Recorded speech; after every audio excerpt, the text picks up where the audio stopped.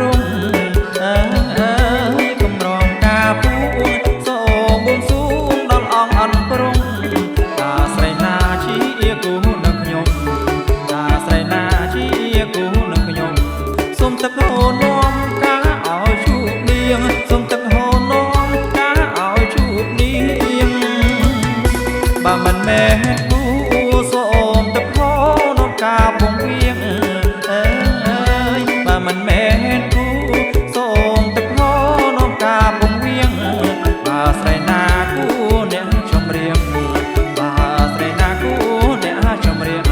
សូមការហោគៀងឲ្យនាងបានយល់សូមការហោគៀងឲ្យនាងបានយល់